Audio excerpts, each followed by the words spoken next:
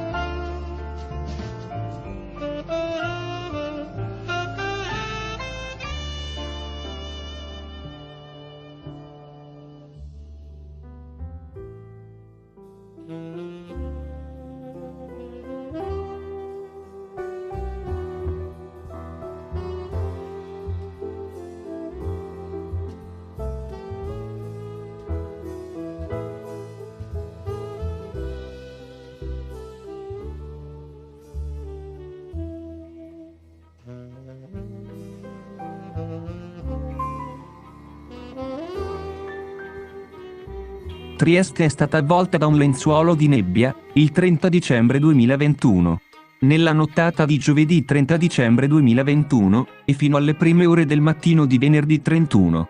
Quando il povero Pier Giorgio Visintin ha dovuto chiedere aiuto al padre Sebastiano a causa di una uscita di strada, si è potuto ammirare uno spettacolo davvero suggestivo a Trieste e dintorni. Complice la zona di alta pressione che sovrasta l'Europa, e l'aumento progressivo delle temperature, anomali fenomeni hanno portato una scarsa visibilità. Essi sono stati dovuti alle nebbie e sono durati anche nei giorni seguenti.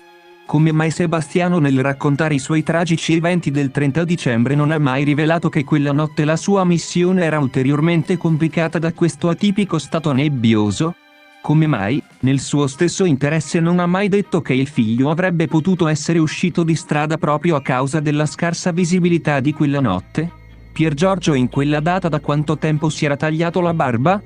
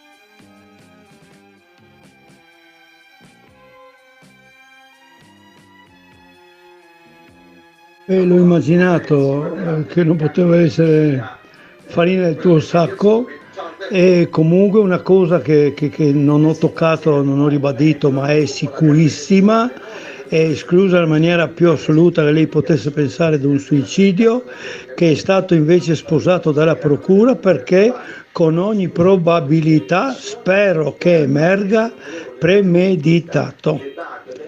Il fattaccio è stato premeditato per me e ho dei sospetti anche su chi lo può avere ideato, per capirci. Ne parleremo a voce, prima o dopo ci troviamo, quando vuoi. Ok, comunque ripeto, escluso nella maniera più assoluta un suicidio che è stato rincorso dalla procura per 1 anno e mezzo.